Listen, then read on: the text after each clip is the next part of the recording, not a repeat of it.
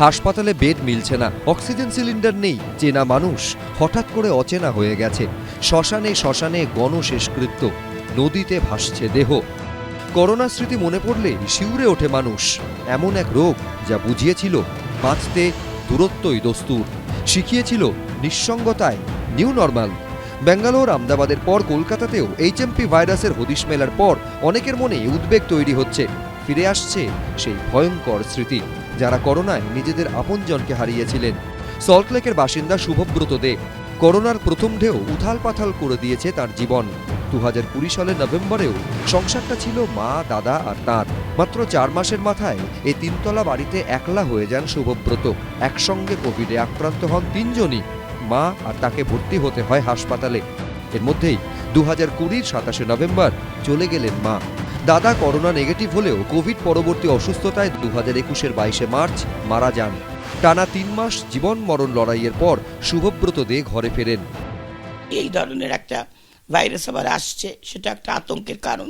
Now both state government and central government যদি in tandem কাজ করে, I think it is not going to be a cause for concern. We are expecting better rapid response from both the governments, and I think this will pass over and humanity will win at large. কোভিডে ভেঙেছে শরীর। মাত্র 51 বছরে যেন অকাল বার্ধক্য গ্রাস করেছে। এখন আর জোরে হাঁটতে পারেন না। সংক্রমণ পাকাপাকিভাবে প্রভাব ফেলেছে ফুসফুসে। করোনা কেড়েছে বেশিক্ষণ কথা বলার ক্ষমতা, কেড়ে নিয়েছে কথা বলার মানুষগুলোকেও। Good side of human face দেখা যাচ্ছে, একটা ব্যাড সাইড, আগলি সাইডও দেখা যাচ্ছে। আমার সাপোর্ট স্টাফরা বলেছে যে সবাই দরজা জানলা বন্ধ করে দিয়েছে। তখন আমাকে অ্যাডমিট করবে কি? আমি আর আমার মা দুজনেই তো কোভিড ভিকটিম, আমার দাদাও তো কোভিড ভিকটিম। এই হিউম্যানিটি বা হিউম্যানিটেরিয়ান কনসার্নসগুলো যেন মানুষ ওই আগের প্রিভিয়াস এক্সপিরিয়েন্স থেকে শেখে, যাতে আমরা we can identify ourselves as true humans. সল্টলেকের শুভব্রতদের মতোই করোনার ক্ষত বয়ে বেড়াচ্ছেন মুদিয়ালির বাসিন্দা সমাজসেবী নিতাই দাস মুখোপাধ্যায়। রোগগ্রস্ত মানুষের পাশে থাকাই যার কাজ। সেই কাজ করতে গিয়েই 2020 29 মার্চ করোনা আক্রান্ত হন। তারপর টানা 44 দিন আইসিইউ, 39 দিন ভেন্টিলেশন, 27 দিন কোমায় ছিলেন। আমাদের কোভিড ব্যাপারটা আমাদের কাছে অজ্ঞাত ছিল।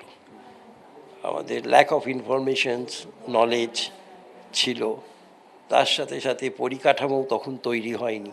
সরকারি স্তরে প্রিপেয়ারনেস থাকা উচিত, কারণ আমরা কিন্তু আর অজ্ঞাত, মানে বিষয়গুলো আমাদের কাছে আর অজ্ঞাত নয়। আমরা কোভিড সামলেছি। সুস্থ হয়ে বাড়ি ফিরেছেন, তবে ফুসফুস, ব্রেন, মাসলে করোনা ভাইরাস তার ছাপ রেখে গিয়েছে। তিনি বলছেন মানুষকেও এখন থেকেই সতর্ক হতে হবে।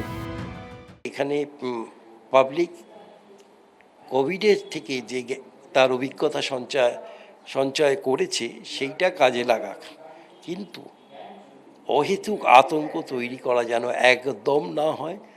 আরেকটা হচ্ছে, যদি আপনার এলাকায় বা আমার এলাকায় কেউ এই রোগে আক্রান্ত হয়, তাকে অচ্ছুত করে না দেওয়া, তার পাশে দাঁড়ানো, এটা ভীষণ জরুরি। করোনা ভাইরাস এক ধাক্কায় গোটা বিশ্ব জুড়েই বদলে দিয়েছিল জীবন মৃত্যু শোকের সংজ্ঞা। আবার তেমন কোনো দিন আসবে না তো?